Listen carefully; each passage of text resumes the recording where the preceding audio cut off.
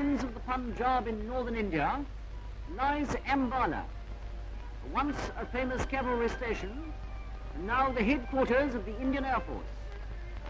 Only armed unit of the Crown, entirely officered by Indians, head of whom is Squadron Leader S. Mukherjee, the Indian Air Force was founded in 1933. But a year or so earlier, the best of hundreds of keen young men who offered their services were sent to Cranwell in England, one of the finest air training academies in the world. And how well they acquitted themselves can be judged from the formation flight which is about to set off into the skies.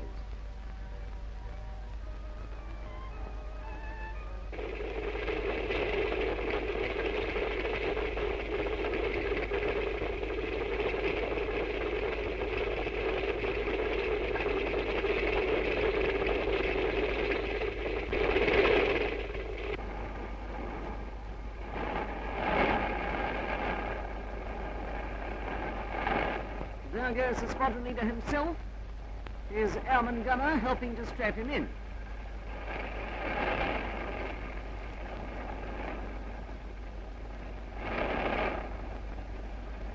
A squadron consists of 12 planes divided into 3 flights of 4 machines each.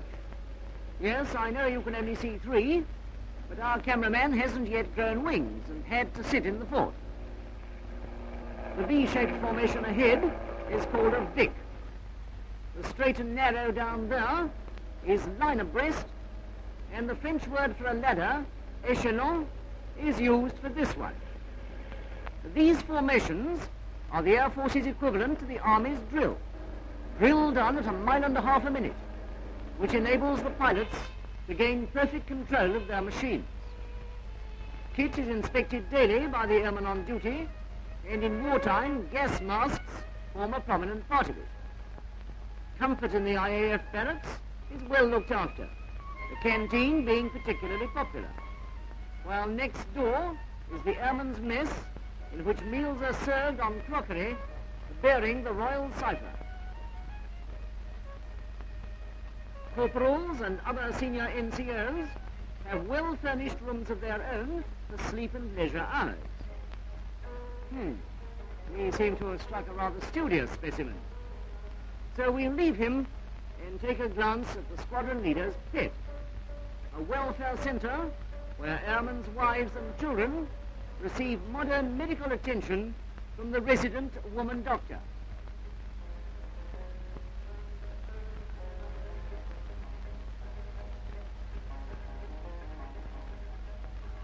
The tiny umbrella at the top of a parachute pulls the main body of it open when the descending pilot is at a safe distance from his machine.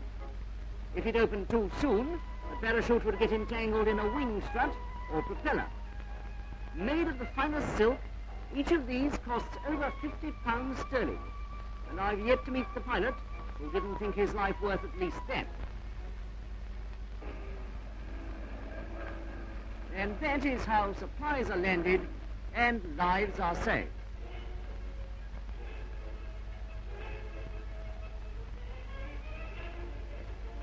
And to think that all that started from an old woman's umbrella in a high wind. The British Empire has already shown that it knows a thing or two about accurate bombing. And here is an example of how well it is done in India. Watch the bomb leave the plane and smash the target to smithereens.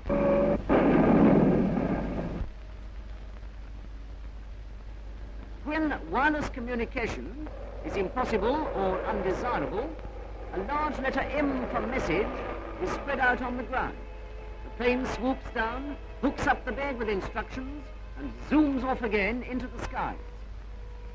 This one may well have gone off to take yet another of the thousands of photographs, which, when joined together, form perfect maps, marking the positions of every building and landmark of importance.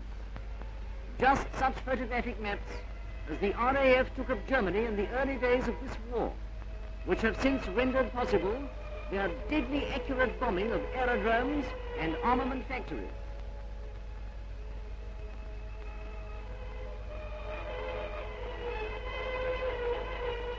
aeroplanes are like motor cars. They don't run properly without regular servicing. And in the Air Force, this is done after every flight. Slow and tedious work, but essential both for safety and for efficiency. A single loose strut might mean a lost life. Tumbling in the gym is rather faster work.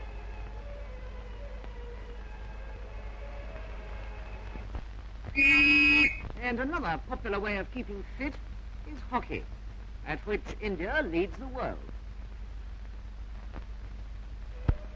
Across the way in the officers' swimming pool, a beauty and, shall I say, the beast, rival each other as splash makers. While the radio attracts a crowd to the mess 2 or 3 times a day to listen to the news. Officers, one of whom, to my knowledge, has already lost a son in this war.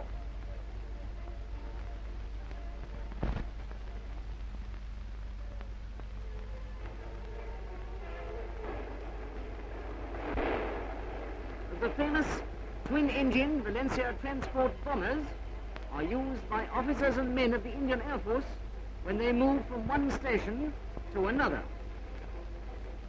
These aerial troop trains form a fast and convenient means of getting about. On their return journey, they take personnel from Ambala sent to relieve the recent arrivals. Every ounce, men and baggage, being weighed before it is allowed on board. Au revoir, chaps.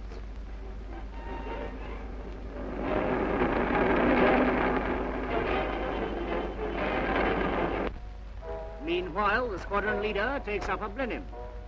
I have no need to tell you anything about these planes. They, with Spitfires and Hurricanes, are in the news every day in their fight for democracy across the seas.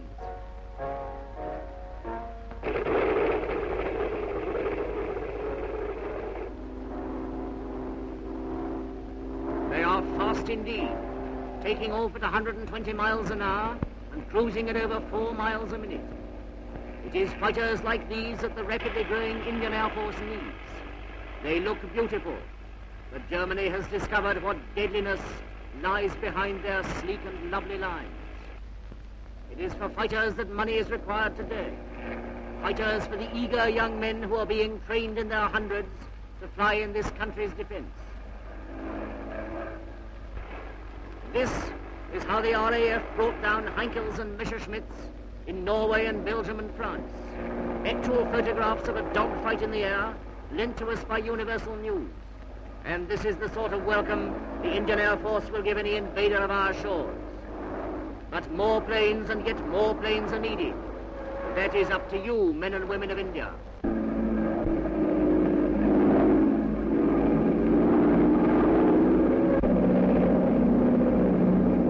10,000 lads have already volunteered to officer and man the Indian Air Force, if it need be to fight as gallantly as these of the RAF, filmed by British Movietone News as they defend a convoy of ships attacked by Nazi planes. Many such squadrons are needed now for the defense of India, but that, I repeat, lies wholly in your hands.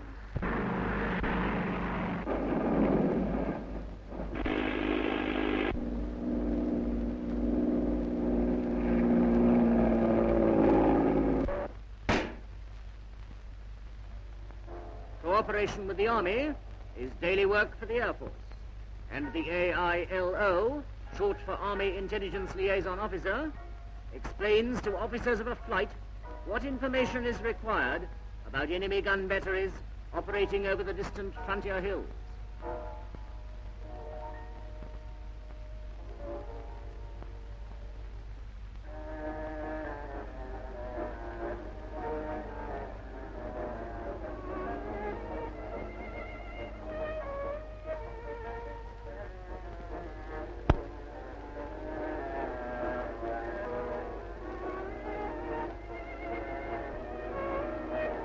Seen something of the life and methods, the practice flights and invaluable photographic work of only a single flight of the Indian Air Force.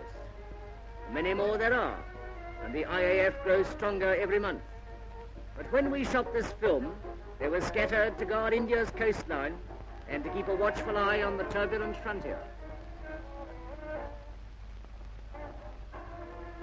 Our thanks are due to the commanding officer and the officers and airmen of No.1 Squadron, whose enthusiastic cooperation made this film possible despite heat and dust.